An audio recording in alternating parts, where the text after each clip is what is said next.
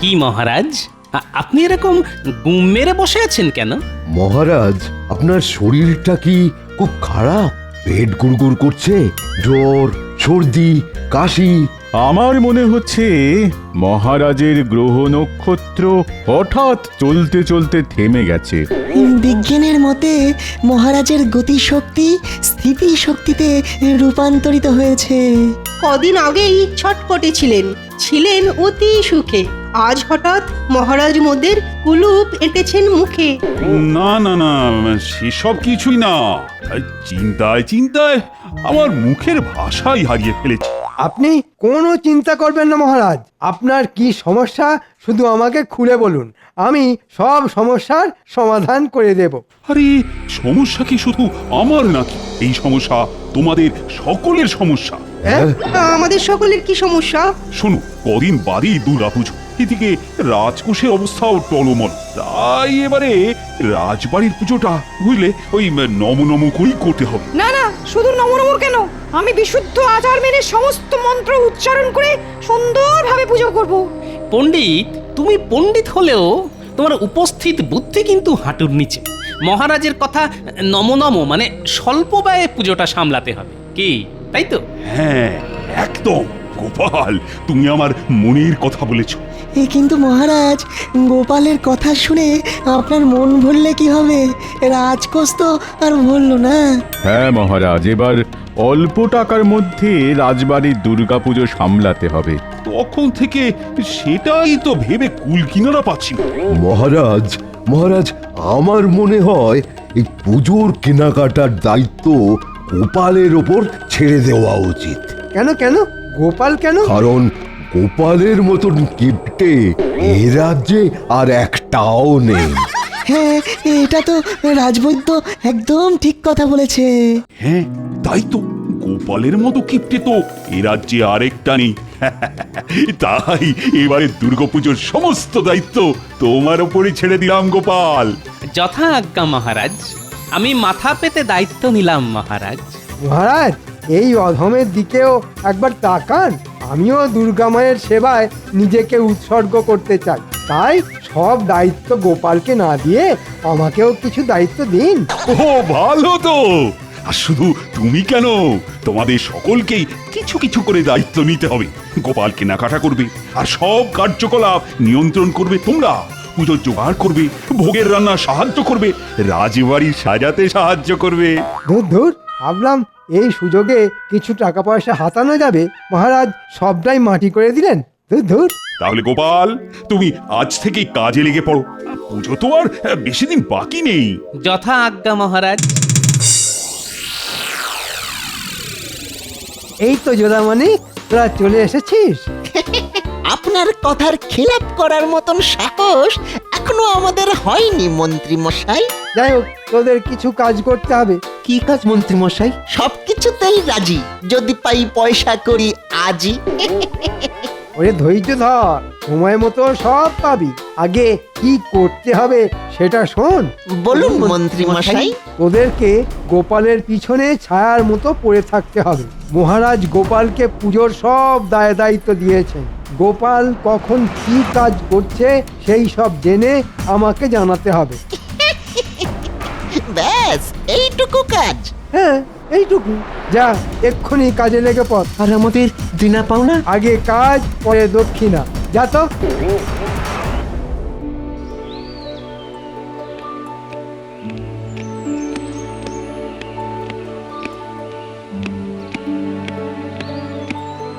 কি হরি, কি খবর? এই তো গোপাল দাদা, মায়ের প্রতিমা তৈরি। কালকে শুধু প্রতিমা রং করব আর কি। শোনো, এই টাকা কটা রাখো, যা প্রয়োজন হবে তুমি শুধু আমাকে বলবে। এবারে মহারাজ আমাকে দুর্গাপুজো পরিচালনা করার সমস্ত দায়িত্ব দিয়েছেন। আচ্ছা গোপাল দাদা। আমি আবার কালকে সকালে আসব। এখন যাই, একটু মহারাজের সাথে কথা বলতে হবে।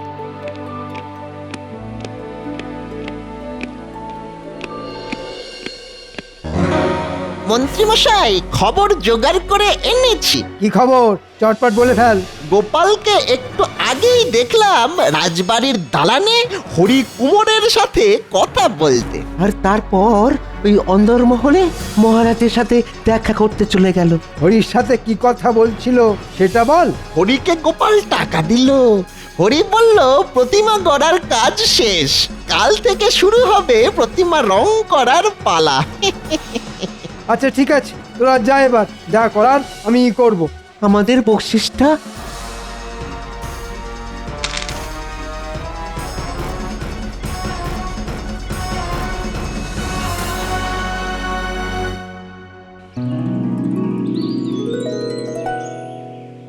কি হরি, মায়ের মূর্তি গড়ার কাজ কত দূর? এই তো রানীমা, হয়ে এসেছে, শুধু চোখ মুখ আঁকা বাকি। আচ্ছা ঠিক আছে ঠিক আছে, সকালে কিছু খেয়েছো? না রানীমা, এখনো কিচ্ছু খাওয়া হয়নি, বাড়ি গিয়ে খাবো। তুমি আগে তাড়াতাড়ি এসে খেয়ে নাও। রাজবাড়িতে কেউ অভুক্ত থাকে না, সে মহারাজ হোক আর সামান্য কর্মচারী হোক। আচ্ছা রানীমা, এক্ষুনি আসছি। এই তো সুযোগ, এবার গোপালকে ঠিক চাপে ফেলা যাবে।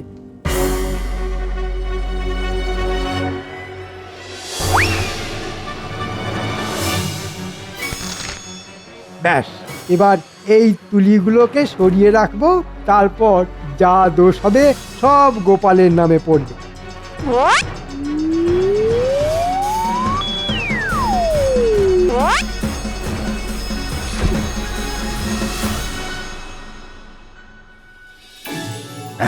রাজবাড়ির দুর্গাপুজোর কাজ বেশ জোর কদমে শুরু হয়ে গেছে। আমি গোপালের তৎপরতা দেখে বেশ খুশি হয়েছি। সে তো বুঝলাম মহারাজ, এবার আমাদের খুশি করার বন্দোবস্তটাও করুন। এই কদিন বাদেই পুজো শুরু হয়ে যাবে, কিন্তু এখনো পুজোর এবারের ভাতাটা পেলাম না। আরে পাবে পাবে, সব পাবে, একটু ধৈর্য ধরো না বিজ্ঞানী।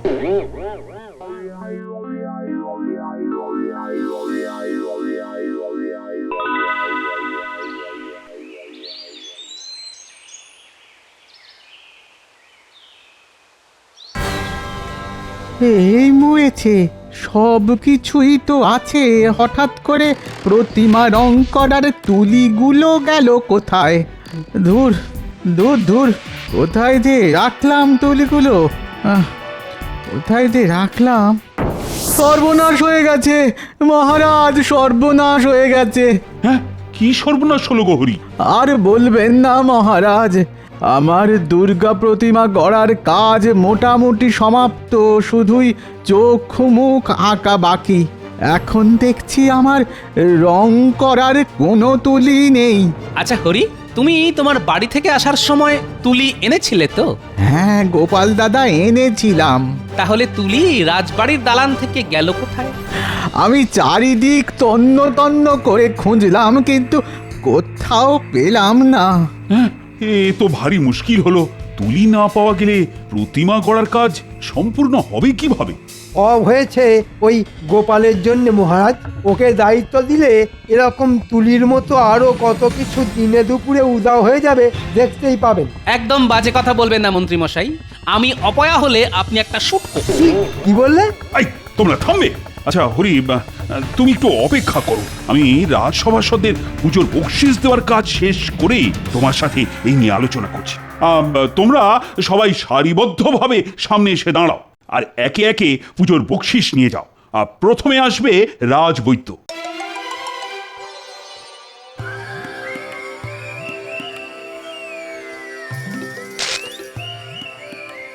ধন্যবাদ মহারাজ। এরপর বিজ্ঞানী।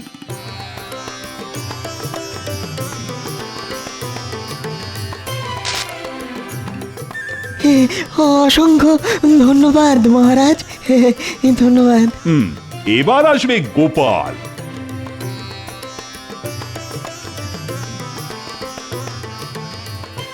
ধন্যবাদ মহারাজ। মন্ত্রী এগিয়ে এসো। এ কি মন্ত্রী, তোমার হাতে রং লাগলো কোথা থেকে? এই মরেছে, তুলিগুলো সরানোর পরে হাত ধুতে ভুলে গেছি। কি হলো মন্ত্রী মশাই, চুপ করে আছেন কেন? বলুন, আপনার হাতে রং এলো কোথা থেকে? হ্যাঁ মন্ত্রী, বলো। আগে না মানে কিছু না মহারাজ। আচ্ছা হরি, তুমি একটু এদিকে এসে দেখো তো রংটা চেনা চেনা লাগছে কিনা। হ্যাঁ হ্যাঁ, এই নীল রং দিয়েই তো আমি কার্তিকের ময়ূর রং করেছি। হ্যাঁ, তাহলে তো দেখছি হিসেবে একদম পরিষ্কার হয়ে গেল।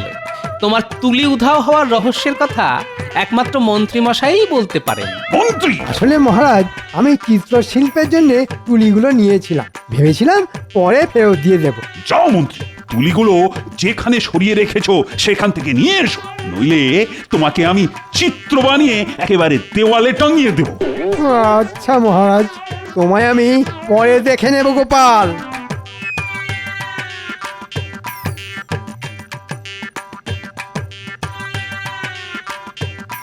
দেখলেন মহারাজ, মন্ত্রীমশাই হিংসায় আমার উপর দোষারোপ করতে চেয়েছিলেন, কিন্তু সেসব ভেস্তে যাওয়ায় মন্ত্রীমশাই রাগে একেবারে গজগজ করছেন।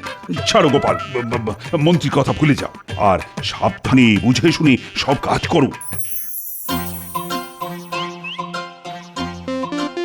ও দাদু, দাদু তোমার হাতে ওগুলো কি গো দাদু? দাদু, ও দাদু, আমাদের জন্য কি এনেছো? ও দাদু, এবার পুজোয় আমাদেরকে কিছু কিনে দেবে না? ও দাদু। আরে আরে দাঁড়া দাঁড়া, সবার জন্য সব কিনেছি। এই নে, এটা পুঁটির পুজোর জামা, এটা ন্যাপলার, এটা গুলটের, আর এটা ট্যাপার, আর এটা পুঁচকের।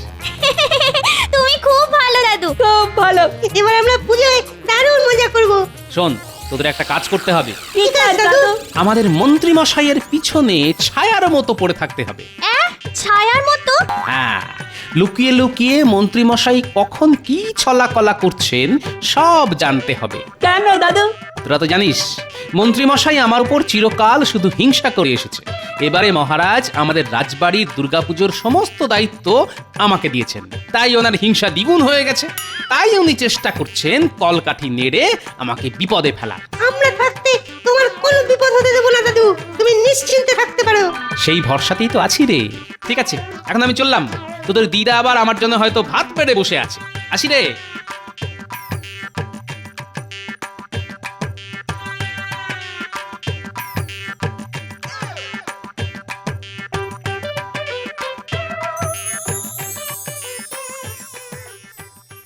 দেখেছো, মানুষটার কোনো কাণ্ড জ্ঞান নেই।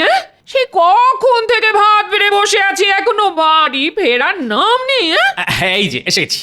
আহ গিন্নি, এত উতলা হচ্ছ কেন? পুজোর কেনাকাটা করতে হলে একটু দেরি তো হবেই। তা আমার জন্য কি কিনেছো শুনি? জামদানি, বেনারসি, নাকি ঢাকাই মসলিন? এনেছি যখন নিজের চোখেই দেখে নাও। বাবা, দেখেই না তোমার চোখ একেবারে ছানা বড়া হয়ে যাবে। কই কই দেখি দেখি। এই যে দেখো গিন্নি, তোমার জন্যে পুজোর শাড়ি। মাগো, এ তো সামান্য একটা তাঁতের শাড়ি। কি বলছো কি গিন্নি? তাঁতের শাড়ি সামান্য? তাঁতিরা কতদিন ধরে তাঁত বুনে এই শাড়ি তৈরি করে জানো? ভাবলাম জামদানি, বালুচরি কি ঢাকাই মসলিন কিছু একটা আনবে আমার জন্য।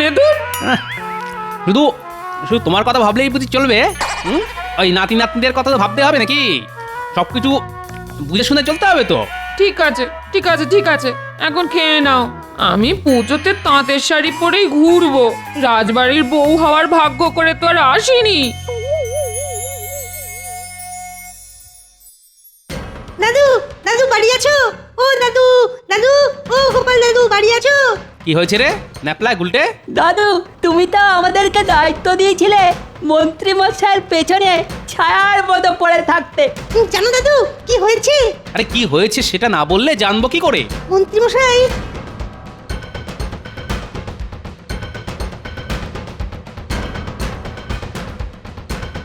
আচ্ছা, এই ব্যাপার। ঠিক আছে, আমিও দেখবো মন্ত্রী মশাইয়ের কত দূর দৌড়। উনি বুনো ওল হলে আমিও বাঘা তেঁতুল। একটা কথা ন্যাপলা গুলটে, তোরা যে এই কথাটা জানতে পেরেছিস সেটা একদম কাউকে জানতেও দিবি না, বুঝতেও দিবি না। আচ্ছা দাদু।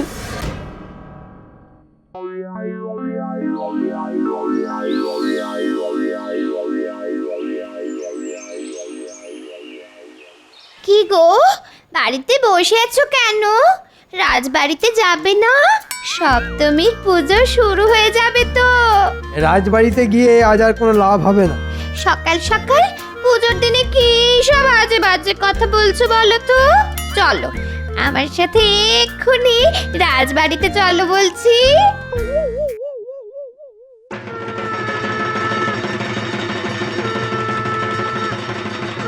দেখো সবাই, এবারের রাজকোষের অবস্থা খারাপ হওয়া সত্ত্বেও গোপাল নিজে দাঁড়িয়ে থেকে কত সুন্দরভাবে সমস্ত পুজোর আয়োজন করেছে।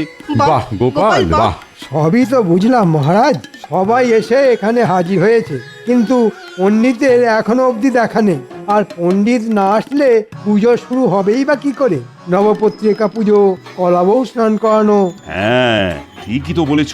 পণ্ডিত না আসলে দুর্গাপুজোটা হবে কিভাবে? সত্যি তো, পণ্ডিত তো ভারী চিন্তায় ফেলে দিল। দেখলেন তো মহারাজ, গোপাল ডোবালো তো। পণ্ডিত না এলে পুরো পুজোটাই ভেস্তে যাবে। এ তো সত্যি খুব মুশকিল হলো। গোপাল, ও গোপাল, তুমি একবার পণ্ডিতের বাড়ি গিয়ে দেখে আসো না। মহারাজ একটু অপেক্ষা করুন, পণ্ডিত নিশ্চয়ই আসবে। আমি হলপ করে বলতে পারি আজ পণ্ডিত আসবে না। এ কি বলছেন মন্ত্রী মশাই? একবার দূরে তাকান, ওই দেখুন কে আসছে।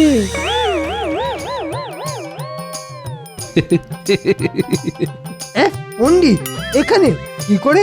পণ্ডিত রাজবাড়ির পূজারী, তা এখানে আসবে না তো কোথায় যাবে? হ্যাঁ, না আমি তো কি বলছো মন্ত্রী? না, কিছু না কিছু না, এমনি এমনি। কি মন্ত্রী মশাই অবাক হয়ে গেলেন? আপনার পরিকল্পনা ভেস্তে গেল তো? কিসের পরিকল্পনা? কিসের ভেস্তে যাওয়া? তাহলে শুনুন, আমি ঘটনাটা বলি। আমাকে মহারাজ দুর্গাপুজোর দায়িত্ব দিয়েছেন বলে মন্ত্রী মশাই প্রথম থেকেই আমার উপর হিংসাতে জ্বলে পুড়ে মরছেন। তাই তিনি প্রথমে কুমোরের তুলি সরান, যাতে কুমোর প্রতিমা গড়ার কাজ না শেষ করতে পারে। তারপর হাতে নাতে মন্ত্রীর প্যাঁচ ধরা পড়ায় তিনি অন্য পরিকল্পনা করেন। 2-3 দিন আগে দুপুরবেলা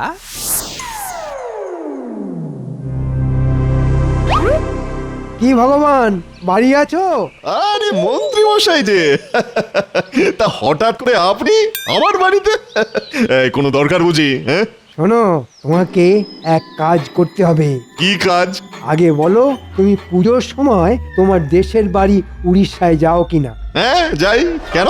এবার তোমাকে তোমার সাথে আর একজনকে নিয়ে যেতে হবে। হ্যাঁ, আরেকজনকে? বলেন কি, কাকে? আমাদের রাজসভার পণ্ডিতকে তুলে নিয়ে যেতে হবে। এই মরেছে। তাহলে কৃষ্ণনগর রাজবাড়ির পুজো কে করবেন? তোমাকে ওসব নিয়ে একদম চিন্তা ভাবনা করতে হবে না। পুজো হবে কি হবে না সেটা আমি বুঝে নেব। কিন্তু অত দূর একজনকে নিয়ে যাব, তা ওই খরচপাতি তা সেটা তো আছে নাকি? এই নাও তোমার খরচাপাতি। কাজটা যেন ঠিক সময় হয়ে যায়। হ্যাঁ, আপনি একদম চিন্তা করবেন না মন্ত্রী মশাই। আমি ঠিক সপ্তমী পুজোর আগের রাতে রাজ পণ্ডিতকে আমার দেশে উড়িষ্যায় নিয়ে চলে যাব। মনে থাকে যেন। এ কি সর্বনেশে কাণ্ড রে ন্যাপলা! আমাদের পণ্ডিত মশাই চলে গেলে রাজবাড়ির পুজোটা হবে কি করে? চল চল, এক্ষুনি গোপাল দাদুকে খবরটা জানিয়ে আসি। দাদু, ও দাদু, বাড়ি আছো? দাদু, ও গোপাল দাদু। এরপর মহারাজ আমি সোজা চলে যাই কেলে পচার বাড়ি। কিরে কেলে, বাড়ি আছিস? হে গোপাল দাদা, বলো বলো, তা হঠাৎ তুমি আমার বাড়িতে? শোন কেলে, তোকে চোর থেকে পণ্ডিত হতে হবে। আমি তো চোর, তাও এখন চুরি ছেড়ে দিয়েছি, কিন্তু পেটে এত বিদ্যে নেই যে পণ্ডিতই করতে পারবো। ওরে বোকা, তোকে পণ্ডিত হতে হবে না, শুধু সাজতে হবে। মাথা ন্যাড়া হতে হবে, মাথায় টিকি রাখতে হবে। ন্যাড়া হতে হবে? সে কি? হ্যাঁ, কৃষ্ণনগরের কল্যাণের জন্য তোকে হতে হবে। তারপর তোকে আমাদের রাজপণ্ডিতের বাড়িতে গেরুয়া পরে গায়ে চাদর মুড়ি দিয়ে ষষ্ঠীর রাতে শুয়ে থাকতে হবে। এই মরেছে কেন গো? অত প্রশ্ন করিস না, যা বলছি সেটা করতে হবে, বুঝলি? আচ্ছা গোপাল দাদা।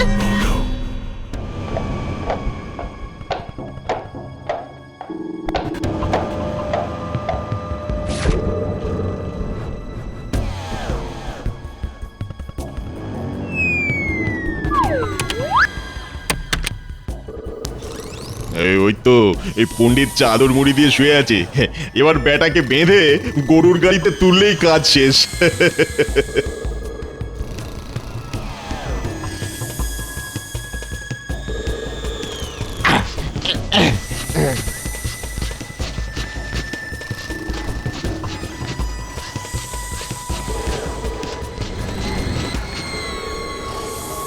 কি বুঝলেন মন্ত্রী মশাই? আসল পণ্ডিত এখানে পুজো করতে এলো, আর পণ্ডিত রূপী কেলে পচা এখন উড়িষ্যায়। সাবাস গোপাল, সাবাস। আজ তোমার বিচক্ষণতার জন্য পুজোটা হচ্ছে, নইলে যে সব কিছু ভেস্তে যেত।